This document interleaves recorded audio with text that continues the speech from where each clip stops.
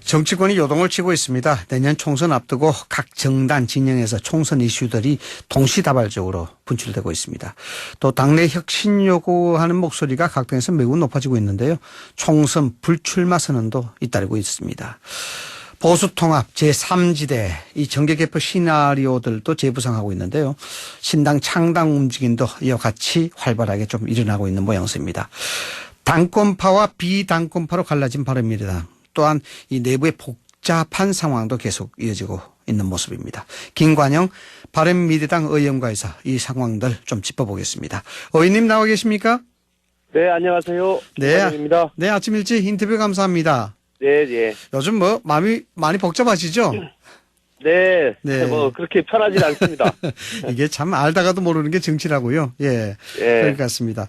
자, 이 비당권파 모임이죠. 변혁 말이죠. 변혁에서 예. 지난 주말에 신당 추진 기획단 첫 회의 열고 공정과 정의를 신당이 추구할 핵심 가치로 삼겠다 이렇게 밝혔는데 일단 네. 이 변혁의 움직임 의원님께서는 어떻게 보고 계십니까?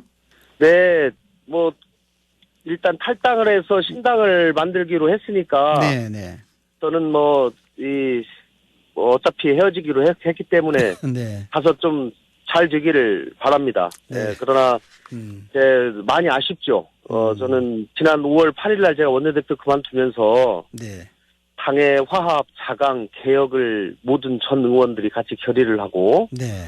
앞으로는 바른미래당 독자적으로 타당과 연대 통합하지 않고 열심히 하겠다 이렇게 얘기를 했는데 네. 결의를 했는데 사실은 이제 지금 밝혀진 바로는 유승민 전 대표는 이미 4월부터 탈당을 결심했고 4월부터 또 네. 이제 본인도 그렇게 말씀을 하셨더라고요. 네. 그리고 그동안에 자유한국당과 물밑으로 통합을 위한 여러 가지 교섭을 했던 것으로 밝혀졌는데 이런 것들이 과연 정의로운 행동이었는지 의심스럽고요. 네.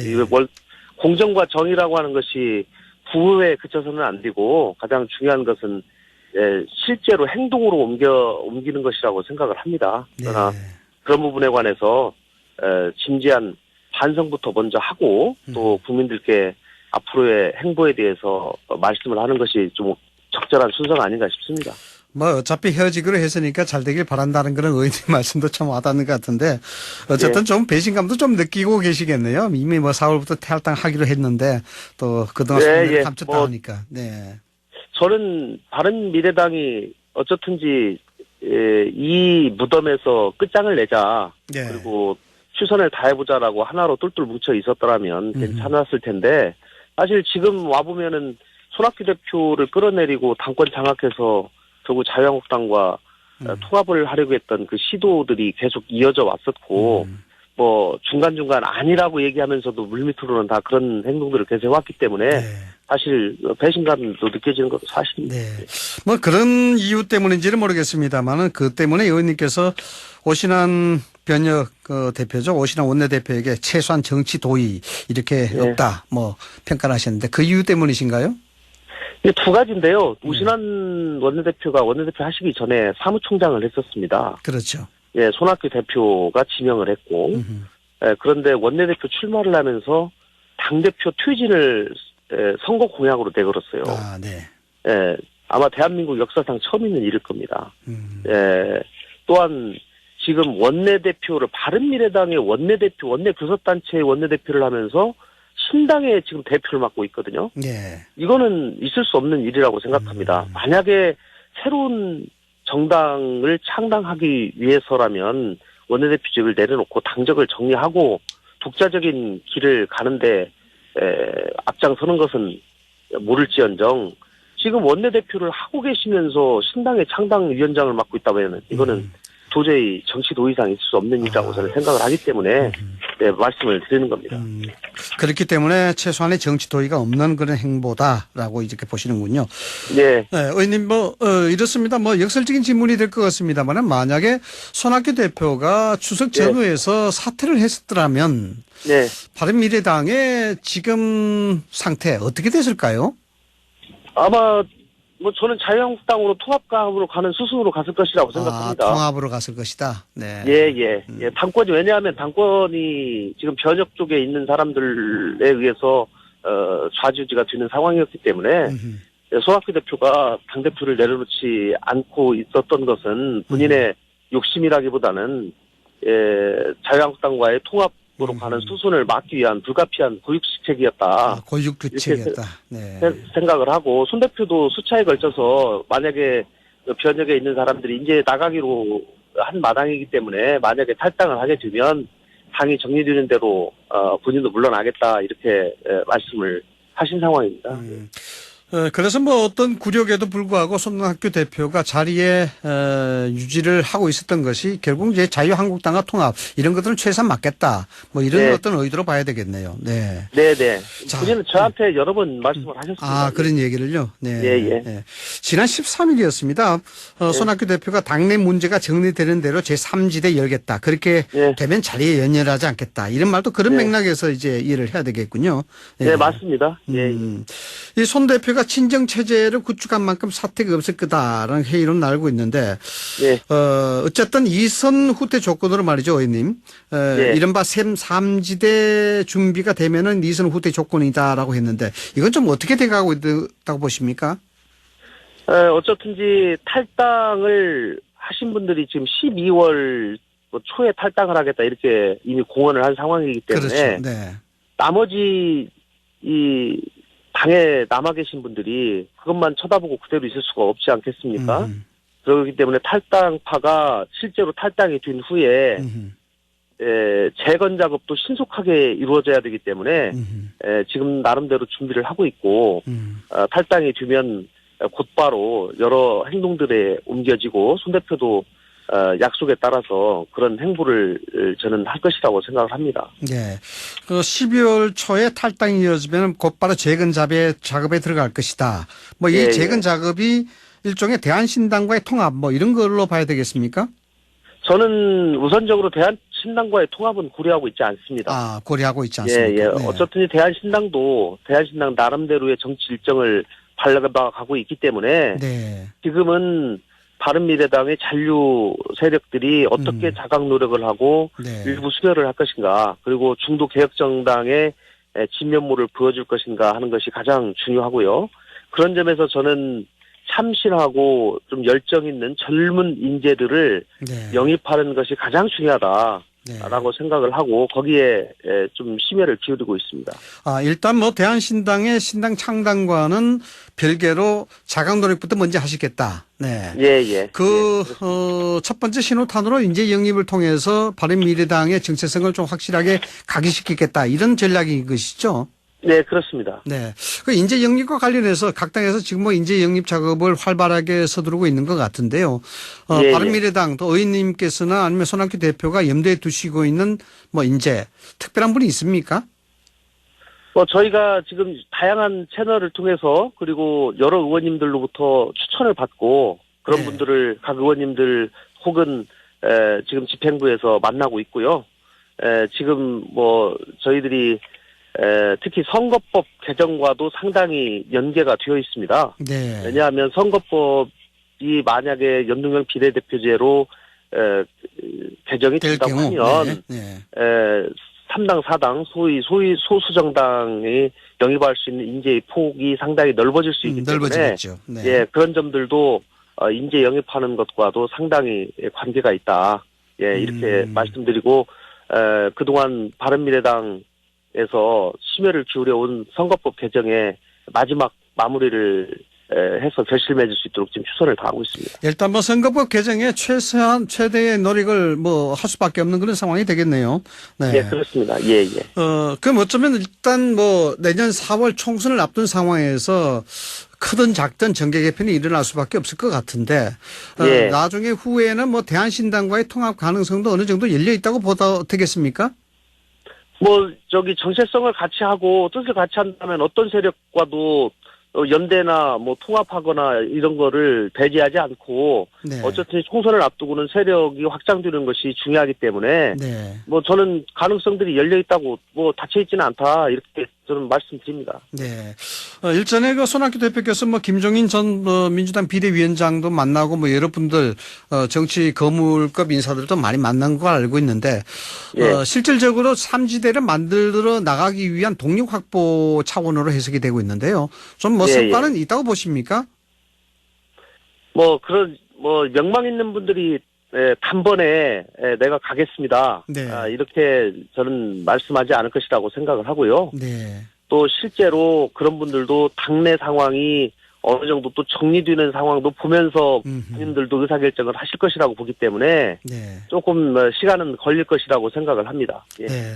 어쨌든 뭐 의원님께서도 지적하셨습니다만 선거법 개정 자체가 삼지대를 어떻게 할 수 있느냐 이 큰 변수가 될 것 같은데 한국당이 저렇게 완강하게 지금 저항 뭐 표현이 좀 그렇습니다만 반대하고 있는 입장인데 다른 한국당을 제외하고 각 당이 이렇게 모여서 가기가 좀 명분이 어떨까요? 저는 어떻게든지 한국당과 같이 합의를 해서 네. 선거제도가 합의 처리되어야 된다는 생각을 가지고 있고요. 네네. 그러나 한국당이 지금처럼 지역구를 270석으로 오히려 늘리고 비례대표를 없애겠다. 이런 주장을 계속한다면 어쩔 수 없이 지난번 패스트트랙을 처리한 그 세력들이 네. 처리할 수밖에 없는 상황이라고 저는 생각을 합니다. 네. 그러나 제가 지금 현재 정치협상회의를 하고 있습니다. 네네. 그렇죠. 그저 그 기구를 통해서 선거법에 관해서 적어도 대표성과 비례성이 강화되는 방향으로의 선거제도를 개편하자라고 하는 것은 적어도 정치를 하는 역사의식을 가진 사람이라면 누구나 동의할 수 있는 문제이기 때문에 네. 그리고 자유한국당도 수차례 그 입장에는 또 동의를 표한 바가 있습니다. 네. 그렇기 때문에 자유한국당을 끝까지 설득을 해서 이 문제를 원만하게 좀 풀어보도록 끝까지 노력하겠습니다. 예, 역시 뭐 게임이 누린 만큼 다 같이 참여하는 게 모양새가 좀 괜찮을 텐데, 참, 예, 좀 개인적으로 봤을 때 걱정이 좀 앞서서 드리는 말씀이었습니다. 예, 예. 자, 어쨌든 뭐, 지금 전국이 총선 앞두고 굉장히 지금 활발하게 움직이고 있는데, 임종석 전 실장하고 말이죠. 한국당 김세인 의원이 총선 불출마, 이게 지금 화두가 되고 있습니다. 의원님께서는 이번 불출마 선언 관련해서 사람만 바꾼다고 우리 정치의 본질이 바뀌지 않는다. 정치 본질을 바꾸는 제도의 변화가 있어야 된다. 이렇게 말씀하셨는데 좀 어떤 의미인지 여쭤봐도 되겠습니까? 이제 뭐 이것이 대한민국 뭐 예를 들면 정치라는 큰 호수가 있다고 하면 네. 이 정치인이라는 물고기들이 그 안에서 활동을 하고 있는데요. 네. 물고기 몇 마리가 바뀐다고 갑자기 큰 호수 정치판이 바뀌지는 않고요. 네. 훌륭한 정치인들이 손쉽게 들어올 수 있고 또 소수의 세력들도 국회에서 구성이 되어서 반영할 수 있는 그런 세판짜기, 소위 민심 그대로 국회가 구성될 수 있도록 하는 것이 가장 중요하다고 생각을 하고요. 그것이 바로 저는 선거제도 개혁이라고 생각을 합니다. 그렇기 때문에 지금 금방 우리 사회자님께서도 자유한국당의 완강한 태도에 대해서 좀 걱정을 해주셨는데 실제로도 자유한국당 내에서도 중진이나 수도권 의원들 중심으로는 협상을 해야 된다. 네. 합의 처리를 해야 된다라고 하는 그런 의견도 상당히 많이 있는 것도 사실입니다. 네. 그렇기 때문에 저는 자유한국당이 역사의 진보를 인정을 하고 전향적인 태도를 꼭 가져줄 것을 촉구를 하고요. 반면에 자유한국당이 일방적으로 양보하라고 저는 얘기하지 않습니다. 또 자유한국당이 당 차원에서 꼭 처리하기를 원하는 여러 가지 제도 개혁들도 이번에 제가 민주당을 설득시켜서 같이 한번 해보려고 하는 그런 노력을 좀 하고 있다는 말씀을 드립니다. 네. 우리 정치의 본질을 바꾸는 것이 결국 선거제 개도, 제도의 개혁, 이것이 이제 본질을 바꿀 수 있는 동력이 될 수 있다. 이렇게 이제 해석이 될 것 같은데 아무래도 뭐 의원님께서는 정치개혁제도, 이 선거법 제도라든가 뭐 패스트 트랙 관련해서는 상당한 의미가 있을 것 같아요. 또 뭐 그 당시 상황에서 핵심에 계셨으니까. 예. 네. 뭐 그동안 정치하면서 네. 제가 가장 중요하다고 생각한 것들이 이 선거제도 개혁과 네. 개헌 문제이기 때문에 사실 이 두 가지를 같이 좀 매듭을 지었으면 좋았겠습니다만은 이번엔 선거제도 개혁이라도 좀 매듭을 하고 이번 선거제도 협상을 합의하면서 개헌에 관해서는 저는 적어도 예를 들면 21대 국회가 구성이 되면 1년 내에 네. 이 개헌 문제를 마무리한다라는 정도의 최소한의 합의라도 이끌어낸다면 문재인 대통령 임기 내에 개헌도 마무리할 수 있기 때문에 저는 상당히 의미 있다 이렇게 생각을 합니다. 네, 원내대표에서 이제는 뭐 최고위원회 자격으로 정치협상에 참여하고 계시는데 예. 정치협상 뭐 직접 해보시니까 좀 전망이 어떻게 보이십니까? 전망이 지금 사실은 12월 3일 날 여러 가지 법들을 이제 패스트트랙 법안을 네. 부의한다고 되어 있지 않습니까? 그렇죠. 지금 시간이 사실 많지 않습니다. 그러나 또 결단을 하면 또 쉽게 해결될 수 있는 문제이기도 그렇겠죠. 하고요. 네. 예, 어쨌든지 자유한국당에게 지속적으로 이런 문제들을 설득을 하고 있고 저는 끝까지 희망의 끈을 놓지 않겠습니다. 네. 참 정치가 어렵다는 생각 더 새삼스럽게 다시 들고 그렇습니다. 그러나 예. 또 뭐 불가능하게 보이는 것을 또 가능하게 하는 것도 정치니까요. 네네네. 예, 뭐 또 한번 끝까지 노력을 해보겠습니다. 네. 그래서 뭐 정치가 생물이라고 이야기하는 것 아니겠습니까? 예. 예. 자, 이 바른미래당 총선 준비는 어떻게 돼갑니까? 인지 영입을 이야기를 하셨습니다만. 네. 예, 어쨌든지 이제 타당도 지금 총선 기획단이 이미 출범이 돼 있기 때문에 바른미래당도 멀지 않은 시간에 총선 기획단을 발족을 시켜야 될 것 같고요. 네. 이를 위해서 내부 논의를 지금 하고 있습니다. 네. 그래서 중도 개혁 정당으로서 또 제3 세력을 모을 수 있는 그런 상징적인 사람들을 총선 기획단에 포함시키기 위한 네, 상징적인, 네. 지금 노력들을 지금 해나가고 있다 이렇게 말씀드리겠습니다. 중도 개혁 정당으로서 국민에게 지지를 받을 수 있는 상징적인 인물 이런 인물을 예. 이제 총선 기획단에 넣으시겠다. 뭐 당은 그렇습니다만 의원님도 뭐 지역구가 상당히 좀 뭐 화두에 오르고 있습니다. 이 전북 군산이지 예. 않습니까? 이 예, 삼선 수성을 할지 또 민주당 탈환이 될지 이게 두고 지금 정가가 약간 이 관심을 많이 모으고 있는 것 같은데 어떻습니까? 준비 잘 돼 가십니까? 뭐 최선을 다할 수밖에 없고요. 네. 뭐 저는 진 인사 대천명이라고 생각합니다. 네. 뭐 주어진 상황에서 최선을 다하고 또 유권자들의 뜻을 존중하는 그런 자세로 끝까지 최선을 다하고 있습니다. 예, 네. 예. 오늘 아침 언론에 말이죠. 의원님 지역구가 또 언론에 많이 보도가 됐습니다. 예. 민주당에서 여론조사를 실시했다고 하는데 물론 뭐 예. 지형조사 차원이라고 합니다만 의원님 지역구에 최동욱 전 검찰총장을 넣어서 여론조사를 했고 또 여기에 뭐 김의겸 전 대변인 청와대 대변인도 뭐 지역으로 왔다 갔다 하고 있다 그러는데 어떻습니까? 뭐 언론 기사 보시고. 이제 뭐 그런 분들도 지금 있는 후보들이 좀 약하니까 그런 분들을 투입해야 된다라는 의견도 있었고 또 뭐 그런 여러 가지 얘기가 있기는 합니다만은 뭐 저는 그런 부분에 대해서는 민주당의 일이기 때문에 제가 왈가왈부 할 상황은 아니고요. 네. 다만 뭐 제가 그동안 쭉 해온 대로 저는 최선을 다할 뿐이고요. 네. 최근에 듣기로는 최동욱 네. 전 총장님도 민주당에 왜 나를 출마할 생각도 없는 사람을 거기다 넣어가지고 여론조사했냐고 그러네. 항의했다는 네. 제가 얘기까지 들었습니다만 뭐 어쨌든지 뭐 저는 저의 위치에서 최선을 다하겠습니다. 네.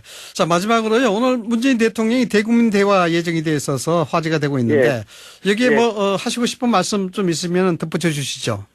예, 국민과의 대화는 그 의미가 있습니다. 그런데 대통령께서 소통하는 외관, 형식에 그쳐서는 안 될 일이고요. 그렇죠. 진정으로 그동안 최근에 조국 사태 등 이 전국에 큰 혼란을 가져온 이런 부분에 대해서는 진솔하게 사과하고 반성하는 모습을 보이는 것이 필요하고요. 또 앞으로 대한민국 경제가 굉장히 어려운데 이런 부분에 관해서 미래의 비전을 국민들께 보여주는 그런 기회가 됐으면 좋겠습니다. 네, 알겠습니다. 아침 일찍 인터뷰 정말 감사합니다. 지금까지 김관영 바른미래당 의원이었습니다. 고맙습니다. 네, 감사합니다.